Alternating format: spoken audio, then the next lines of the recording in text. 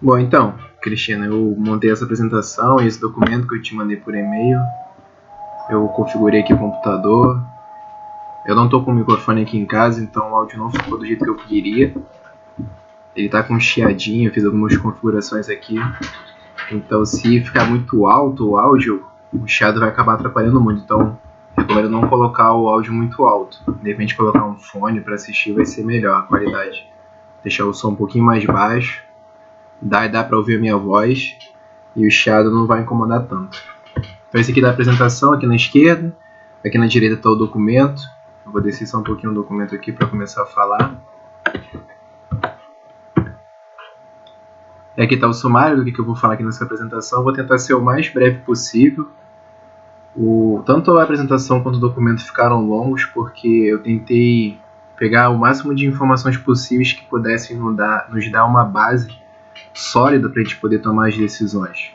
A gente estava conversando no sábado sobre cenários, sobre possibilidades, o que a gente poderia fazer, não fazer, como fazer, por onde caminhar. Então eu busquei bastante informação, se a gente falar nas referências do documento escrito.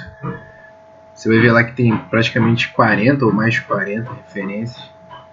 E eu busquei fontes confiáveis, não busquei nada que fosse tendencioso, mas que pudesse realmente nos ajudar nesse momento. Aqui nos cenários eu coloquei 3 cenários. Eu peguei essa pesquisa aqui, eu já deixei até separado. Vou carregar aqui. Essa pesquisa que foi da McKinsey. McKinsey é uma consultoria de negócios muito famosa.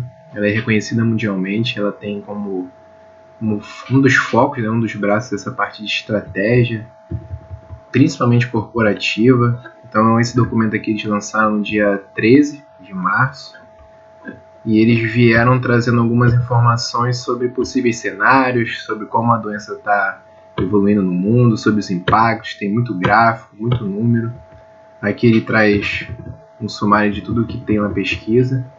E aí eu foquei só em 2 pontos, que é essa daqui de possíveis cenários futuros e dessas ações que as companhias devem considerar.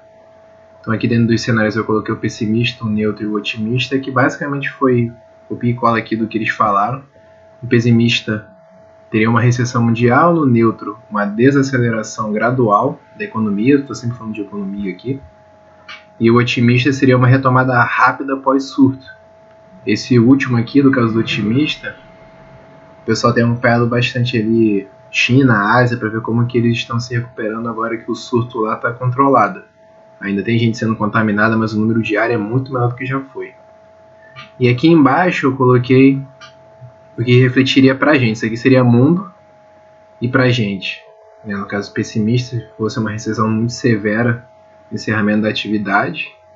No cenário neutro, que é dessa desaceleração gradual, eu coloquei aqui uma questão desses meses, acho que acredito até o final do ano seria sobrevivência, sobrevida, ou até mesmo mudança da estratégia. Vou falar isso um pouquinho mais lá na frente, que pode mudar a cara da empresa e trazer um lucro que a gente nem espera hoje. E o otimista é que se houver uma retomada rápida e a gente tomando decisões, não estou dizendo as decisões que eu estou colocando aqui, mas a gente tomando decisões que nos permaneçam, passar por essa circunstância, futuramente a gente vai ter uma vantagem competitiva. Por quê? Porque é uma empresa que conseguiu passar, então tem uma vantagem porque ainda está aberta, está em funcionamento, tem gente trabalhando, o caixa está ali, então vai estar diferenciada porque passou por esse momento e com certeza aprendeu, com certeza evoluiu, com certeza está melhor preparado para o que está por vir. Vou aqui para o documento. Então aqui eu cheguei a destacar, eu quero só pegar esse trecho que diz das ações chaves para esse momento atual. Aqui nós temos os cenários e a McKinsey destaca 4 ações que são muito importantes para agora. A primeira ação é descobrir meios para que a gente possa se manter informado da situação e como que essa situação está evoluindo e como que a evolução vai impactar o negócio. É muito importante desenhar uma gama de ações imediatas e de ações futuras dentro de um planejamento para cenários de contingência, ter uma tomada de decisão estratégica rápida, as coisas vão acontecer rápido, então a gente precisa estar informado, e por isso que é importante ter os planos de contingência, porque é o último ponto, é preciso ter essa disciplina, e eu acredito que além da disciplina, a flexibilidade para se adaptar. Vai sobreviver quem conseguir se adaptar a esses novos tempos. E o outro ponto que eu destaquei aqui que ele falou é a questão do hoje também, como uma prioridade inicial das empresas, a questão da segurança dos funcionários e dos clientes, o remapeamento do marketing da mão de obra e repensar tanto a cadeia de suprimentos quanto a parte financeira da empresa. Então esse daqui seria o primeiro grupo que eu cheguei a comentar contigo, né, desse sumário aqui.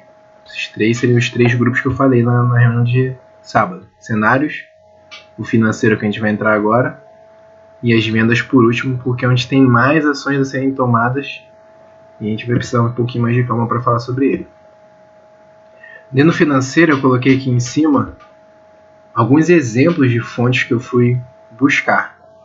Por exemplo, a Gazeta é um jornal, Pequenas Empresas e Grandes Negócios é um nicho focado para empresas pequenas, de pequeno porte, o Sebrae, o Exame. Então, mais uma vez, eu quero frisar essa questão de que eu não busquei qualquer tipo de fonte para que o trabalho fosse o mais sólido possível. Dentro desse tema financeiro, eu coloquei esses subtemas que eu considero importantes. O primeiro deles seria a questão de projetar o gastos e receitas, que tem a ver com a recomendação da McKinsey, a questão da redução dos custos, a questão financeira que está alinhada ali com recursos humanos, e o último ponto, que é algo que tem aparecido muito no noticiário, nos meios de comunicação, que são o que os bancos estão pensando com relação a linhas de crédito para as empresas, para que elas não fechem, até porque hoje a micro e pequena empresa são responsáveis por grande parte do salário, da força de trabalho do país. E o próprio governo, com algumas iniciativas de impostos, a gente já está sabendo ainda do FGTS, a questão do Simples, e tem outras coisas que o governo está sugerindo que podem vir a impactar financeiramente a empresa. Só que antes de entrar nesses pontos, especificamente, eu fiz questão aqui de colocar algumas definições básicas da área financeira. Toda gestão financeira, toda a parte administrativa financeira de uma empresa precisa dessas definições. Para quê? Tudo que eu coloquei aqui com a questão de custos e despesas, ponto de equilíbrio, ticket médio, eu vou falar rapidinho de cada um deles, fluxo de caixa. Nada mais são do que indicadores, são meios para que a gente possa pegar a informação que a gente tem hoje da empresa e poder, em primeiro lugar, avaliar a situação atual e, em segundo lugar, criar estratégias para a gente chegar a uma meta específica. E o financeiro foi... Isso a gente faz para qualquer área da empresa. Não só o financeiro, isso tem que ter no marketing, isso tem que ter na produção, isso tem que ter no RH, isso tem que ter em todas as áreas, na logística. Só que eu destaquei somente o financeiro aqui, por quê? Porque todo lugar que eu lia que falava sobre as empresas nesse momento de quarentena, de coronavírus, todos eles bateram na mesma tecla. Foco nas finanças. Foco nas finanças. Muitos deles falando da questão do caixa da empresa, muitos deles falando da questão de capitais de giro, de linhas de crédito, mas sempre focando na finança. É importante ter um olhar agora voltado para isso. Se a gente não tiver, em primeiro lugar, uma consciência clara, a gente precisa entender com clareza como está a vida financeira da empresa, vai ser muito difícil da gente conseguir delimitar planos que funcionem. Porque colocar no papel é fácil, você sabe que eu sei fazer isso muito bem, mas a grande questão é como que coloca isso em prática. Por quê? Muitas vezes, se eu não tenho noção, eu acho que não tem nem ter noção mesmo, mas é importante que você tenha para que tome a decisão correta. Então aí vai ter a questão de margem de contribuição. Eu vou falar um pouquinho de cada um. Eu cheguei a comentar com você essa diferença de custo e despesa. Eu coloquei o mais didático possível. Eu destaquei aqui essa questão que custo mais despesa é igual a gasto, então a empresa faz seus gastos e esses gastos são classificados entre custos e despesas. Basicamente, custo é tudo que está relacionado diretamente à sua atividade fim, no caso é a confeitaria, então tudo que está relacionado diretamente a bolo e tudo que está relacionado diretamente à comida. Tem a padaria, tudo, tem os salgados, tem os quiches, então tudo que está relacionado à comida diretamente são custos. E tudo aquilo que está em torno para fazer com que o trabalho aconteça, toda a estrutura que faz com que a empresa fique funcionando e que não contribuem diretamente, essas são as despesas. Então uma maneira bem fácil de pensar é, se eu tirar, eu continuo ou não? Por exemplo, o João é do administrativo. Se o João sair daqui, eu continuo trabalhando? Continua. Então o João sai do João mais despesas. Agora, digamos que não existisse você na empresa. Só a GKL fosse confeiteira. A GKL sai? Continua? Não. Você vai ter que substituir ela. Então é um custo. Então até aí tranquilo. Eu deixei um link aqui, até aqui destacado. Se você apertar Ctrl e clicar, ele vai abrir essa página aqui embaixo que vai dizer um pouco mais profundo essa diferença. Tem muito mais exemplo, muito mais detalhes, mas o que eu coloquei aqui já dá para ter uma boa noção. E a questão de ser fixo ou variável, que é bem óbvio. Se varia, é variável.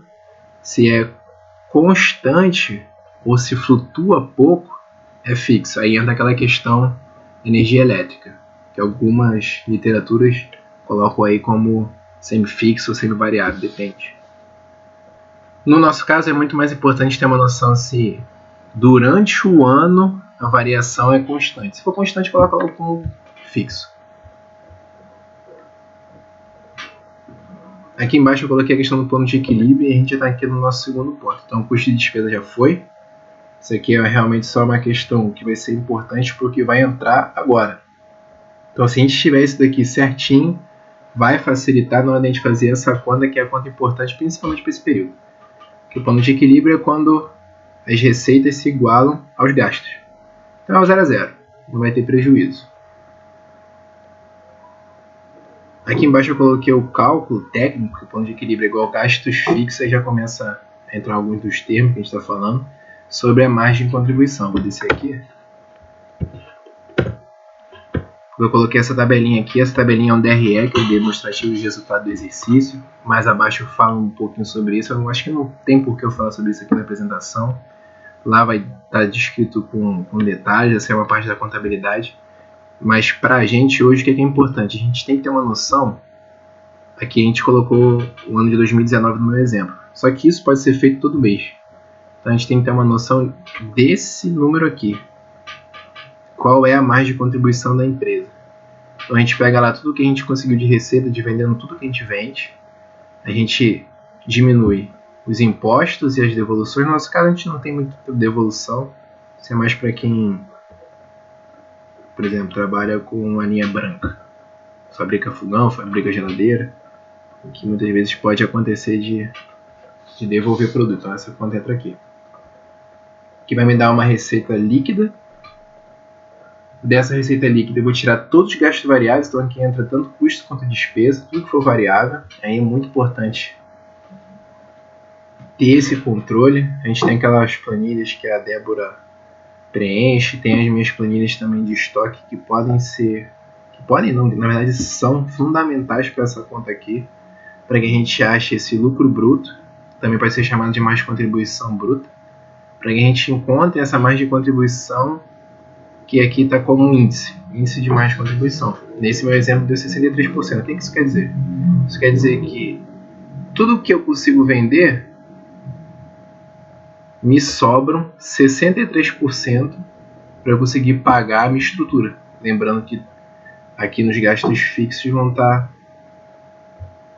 vai estar entrando a minha estrutura também.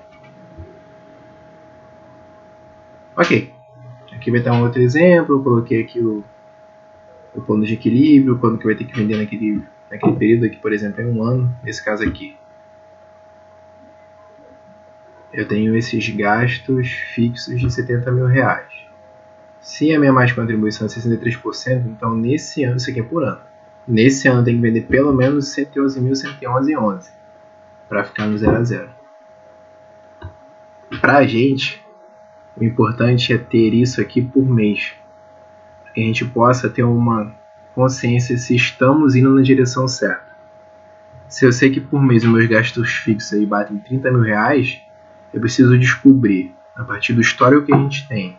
E aí seria muito interessante a gente estar em contato com a contabilidade, porque eles podem fornecer isso para a gente, saber qual era a margem de contribuição para eu conseguir fazer essa conta aqui, para saber no mês, do jeito que eu estou hoje, quando que eu preciso vender, e a gente vai ter um número e vai saber se é viável ou não, e tomar as decisões. Eu cheguei a escrever em algum ponto, eu não me lembro aqui. Cadê? Não sei se está aqui em ticket médio ou aqui mais para cima, mas eu cheguei a descrever nisso aqui um exemplo que quando a minha margem é muito baixa e é insuficiente para pagar meus gastos fixos. Muita gente acha, vou só vender mais, mas só vender mais também aumenta o gasto variável. Então não é a melhor das decisões. A melhor decisão é ter que rever, por exemplo, meu aluguel, se o lugar que eu estou realmente vale a pena, como é que está a minha equipe, como é que estão meus fornecedores, de repente não é hora de eu estar buscando novos fornecedores para que a minha margem suba um pouco mais. Então é uma gama aí de opções e de decisões que precisam ser tomadas, mas que eu preciso do indicador fundamental, que é esse aqui. Sem esse indicador para que eu possa fazer essa conta, a gente não tem clareza do que está fazendo. E esse é o momento que a gente precisa ter muito claro onde a gente quer chegar. Depois eu coloquei aqui o ticket médio, que para o nosso caso é interessante porque no exemplo a gente chegou a esse número de 111.111,11. Eu coloquei aqui que o ticket médio, que nada mais é do que quanto um cliente meu gasta em média por venda, de R$80. Então naquele ano eu teria que ter aí em média quase 1.400 vendas com esse ticket médio de R$80. Para a gente que trabalha com uma variedade de formas de produto e formas de serviço, seria muito importante ter essa noção do ticket médio pela forma de serviço. Quanto que uma pessoa gasta em média para tomar café da manhã com a gente? Quanto que uma pessoa gasta em média para fazer uma encomenda? Quanto que uma pessoa gasta em média para ir ali no balcão comprar pão? Porque se você tem uma noção daquilo que te traz o maior ticket médio, é onde a gente deveria estar trabalhando mais, porque é onde traz o maior retorno. Muitas vezes a gente está gastando um esforço, tanto financeiro, quanto de pessoal, quanto de planejamento, numa área que representa 20% do meu faturamento, quando eu deveria estar fazendo o esforço igual ou maior para aquela área que me dá 80% do faturamento. E eu teria um resultado muito melhor. Então esse tipo de informação, desse indicador também, esse também é outro indicador, é importante mais uma vez para quê? Para que a gente tenha clareza para tomar a decisão mais adequada. Não adianta, administração é isso, é controle, é acompanhamento e decisão. Não adianta ter um monte de coisa lá e não ter decisão, não saber o que está fazendo. Então esse momento é o momento que a gente precisa ter clareza disso, porque as coisas vão ficar cada vez mais difíceis. E se a gente não tem uma boa administração, vai ficar mais difícil ainda. E aqui o último ponto que eu coloquei nesse tópico foi a questão do fluxo de caixa. Isso a gente já faz bem. Eu vi lá a planilha que você tem com a Débora. É aquilo ali mesmo, de controlar o que está saindo. Eu não vejo as entradas, na planilha da Débora também não tem. Mas eu sei que você tem uma noção até pelas coisas que você fala, mas é importante ter uma clareza.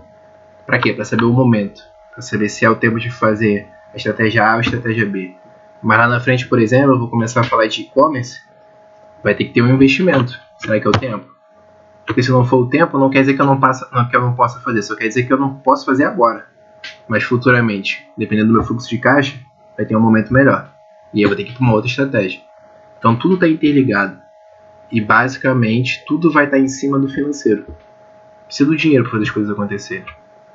Eu coloquei aqui em cima, esse link aqui é bem importante porque nesse tempo de quarentena, muitas universidades conceituadas começaram a disponibilizar cursos gratuitos. Aqui nesse caso a FGV disponibilizou alguns cursos e 3 deles são dentro da área de administração financeira. São cursos rápidos, eu já dei uma olhada em todos os 3, São cursos que vão nos dar uma base. De repente, valeria muito a pena a Débora estar fazendo isso. Ela trabalha já com essa parte de finanças. Aproveitar que ela já tem um conhecimento para aprofundar, para nos ajudar nesse período. Eu trabalhei muito ontem. Ontem eu fiquei aqui até 3 horas da manhã para fazer esse material todo aqui. E isso é só o começo. Então, sozinho, não é que a gente não consiga, até consegue. Mas vai demorar demais. E agora as coisas precisam... A gente está atrasado, lembra que eu falei? A gente está atrasado. O time tem que ser mais pontual, tem que ser mais perfeito ali, para que a gente não perca as oportunidades. O tempo que a gente está discutindo isso daqui já poderia estar fazendo, abraçando mais clientes. Como, por exemplo, esses dias aí a gente viu que aquele seu post deu bom resultado. As mães lá do grupo das mães fazendo encomendas. Pô, isso é ótimo. Tá entrando dinheiro num período que ninguém tá conseguindo vender. Só que aquilo que eu te falei, não se sustenta. Se a gente tivesse já conversado sobre isso, já teríamos estratégias para acompanhar esse fluxo de dinheiro que está entrando e fazer ele continuar girando. Mas a grande questão é não olhar para isso, não olhar para trás, o que passou. Focar no que está escrito aqui, tudo que eu fui trazendo. Esse aqui é só o primeiro ponto. E tomar as decisões. E fazer o trabalho acontecer. E fazer com a equipe certa. A gente precisa das pessoas certas. Nessa questão do financeiro, dentro da nossa empresa hoje, tirando eu e você, a Débora é a pessoa mais capacitada para estar nos ajudando. E é uma coisa que não precisa estar lá no trabalho. Pode ir lá 1, 2 vezes por semana, até menos, só uma vez mesmo, pegar lá as informações, ir para casa e fazer de casa. Não sei se ela tem um computador, tem um notebook, mas acredito que eu tenho um notebook antigo aqui em casa, dá um jeito nele. Empresta para ela, não vai sair de casa mesmo. E vai poder estar trazendo para a gente muita informação que é muito importante agora para tomar decisão. Um outro tópico aqui dessa área de financeiro, que é a questão de redução de custos. Questão importantíssima. Até coloquei aqui algumas frases do pessoal do Sebrae, dos bancos, falando que é muito necessário levantar todos os gastos e priorizar os gastos. Por exemplo, aqui a Aline falou a questão de priorizar os fixos e enxugar os variáveis. Só que priorizar não quer dizer que não possa haver corte. A gente já estava conversando sobre a questão das 2 lojas. As lojas são custos fixos, você tem o aluguel, você tem ali toda a energia envolvida. Então tem muita coisa que a gente precisa conversar, mas aqui eu estou trazendo só as informações iniciais. Por isso que eu quis fazer esse vídeo, que já está longo pelo visto, que eu só estou no começo aqui. Porque se a gente ainda estivesse debatendo sobre isso, a gente ia levar horas debatendo sobre isso. Então, com o vídeo, pelo menos você já vai ter uma ideia de tudo aquilo que eu pensei, de tudo aquilo que eu montei, vai poder pensar, para que quando a gente faça a reunião, a gente já vá debatendo os pontos críticos. Lá no final, eu vou até colocar lá ações futuras, que são coisas que a gente precisa definir na nossa reunião. Porque sem definir o que eu coloquei lá, não adianta ter esse plano de informação aqui. Então, aqui na questão de redução dos custos, tem a questão de renegociar, por exemplo, o aluguel, a questão das lojas, até mesmo do valor, dos prazos, se vai me dar carência, se não vai, se vai prorrogar alguma coisa, se vai, enfim. A questão também de empresas terceirizadas, ver o que a gente pode fazer com nossos fornecedores também, sempre pensando na melhor maneira de ter ali o win-win, né? O ganha-ganha, os dois lados ganhando. Então é hora de ter uma comunicação mais eficiente, de repente estar buscando outros fornecedores. A gente não tem como ter certeza se os nossos fornecedores vão ser capazes de fazer entregas para a gente.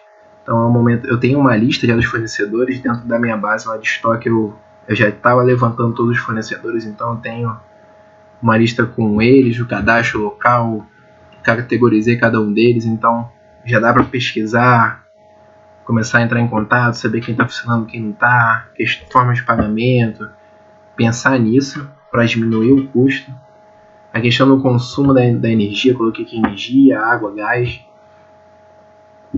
que é aquilo que a gente estava falando dos equipamentos, até que ponto vale a pena ligar os equipamentos, montar escalas eficientes de equipamentos com produções em dias específicos. São estratégias que a gente já está conversando e são importantes debater na reunião. E puxando do ponto anterior, que é o controle do fluxo de caixa. Saber o tempo certo de fazer os movimentos. Esperar o dinheiro cair, o dinheiro entrar para poder fazer o investimento. Um dos professores do INSPER até falou, eu deixei isso aqui no documento, e ele falou que agora não é momento de fazer novas despesas, mas existem alguns pequenos investimentos que vão ser necessários, porque a gente não tem estrutura nenhuma digital ainda. Então, se a gente realmente entrar nesse caminho, eu acredito que é o caminho, todo lugar que eu tô lendo só tá mostrando esse caminho. Eu fui dar uma lida do que estavam fazendo na China, do que fizeram na Itália, do que estão fazendo na Espanha. Então não tem muito para onde ir. Realmente o foco é entrega, é venda online, é tudo digital. Pelo menos durante esse período. A gente não sabe quanto tempo vai durar a maneira como a gente está lidando aqui no Rio de Janeiro. Porque não é nem Brasil, né? Porque cada estado está fazendo de um jeito. Então pode ser que em abril volte tudo ao normal, ou pode ser que só volte ao normal em agosto. A gente precisa pensar nisso. Questão dos recursos humanos. Opa, passou direto. Eu coloquei só aqui um parágrafo rapidinho. Todos eles envolvem o governo. O governo tem falado sobre propostas, sobre algumas medidas para tentar auxiliar tanto o empregado quanto o empregador, quanto o empresário. Nesse ponto é muito importante a gente estar atento. Saber o que o governo está falando sobre a questão do salário. Eu fui dar uma lida naquilo sobre a redução da carga horária, a redução do salário. Realmente isso é algo que provavelmente vai ser aprovado, mas não vai nem se adequar tanto à realidade da empresa, porque ali você pode sim reduzir até metade, desde que não seja inferior a um salário mínimo, que é R$1.000 e poucos, R$1.100. Então, quantos dos nossos vão se encaixar? Acho que só eu, né? Não sei, até porque eu não tenho acesso aos salários, mas poucos vão se encaixar. Então, são coisas que a gente precisa estar vendo, porque da mesma maneira ele falou que vai adiantar o saque do abono. Eu até coloquei aqui embaixo. Vai adiantar o saque, né, que a gente precisa ser solicitado junto à caixa do abono salarial. Então, tem várias coisas aí que o governo está tentando fazer e a gente precisa estar atento, porque vai depender de uma movimentação nossa também.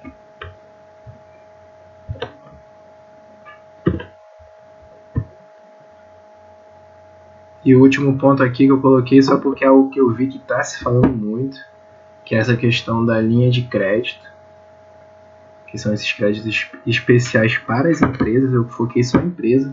Tem várias linhas de crédito também para agronegócio e para pessoas físicas, mas aqui eu busquei só pessoas jurídicas. Trouxe alguns dados de algumas coisas que eu levantei, de algumas medidas que vão entrar em vigor a partir de amanhã. Tem muita taxa sendo reduzida, tem muita coisa sendo sugerida, sendo oferecida para o empresário, mas o mais importante de tudo é fazer a conta, é ver se realmente vale a pena, se não vale, se tem condição de estar pegando uma linha de crédito.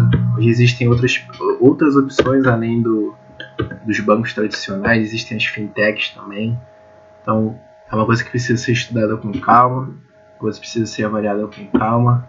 O meu conselho aqui é não sair fazendo. Sei que você é uma pessoa bem consciente, vocês são bem conscientes, então é não sair fazendo. É realmente primeiro fazer a conta, se vale a pena. Se hoje a gente não tem nenhuma clareza da parte financeira, e isso eu estou dizendo por mim, não digo por vocês com certeza tem. Mas se não projetar os cenários, pode ser um tiro no pé. Mas existe essa opção, por isso que eu coloquei ela aqui. E a questão dos impostos das empresas. Eu estava lendo, já teve essa questão da FGTS que foi envolvida com o salário, mas também teve a questão do Simples Nacional, que eles prorrogaram o pagamento dos próximos 3 meses. Não quer dizer que não vai pagar, vai pagar. Só que vai pagar no final do ano. Então até isso tem que ter consciência do que realmente está sendo oferecido. Não vamos pagar agora, mas em algum momento a conta vai chegar. E quando que ela vai chegar? Será que quando ela chegar eu vou ter como pagar? É importante ter sempre esse cuidado com as informações que a gente está lendo. A gente sempre está informado. Eu vi também que, por exemplo, governos estaduais e municipais estão pensando sobre a questão do SMS, do ISS, do IPT. Então tem muita coisa ainda em aberto. Por isso que a gente está sempre atento ao que está acontecendo. Aí sobre financeiro, Eu passei um pouquinho mais rápido do que eu pretendia, porque aqui tem muitos conceitos, são coisas que não dependem de mim. Eu não tenho como falar muito sobre isso, porque eu não tenho muito acesso dentro da empresa. Mas são coisas que vão ser fundamentais nesse período. Até para que eu possa montar estratégias de vendas melhores, porque se eu não tenho uma meta, se eu não tenho onde chegar, fica mais difícil de eu conseguir montar um caminho para chegar em algum lugar. Então por isso que eu destaquei essa parte aqui de financeira. Aí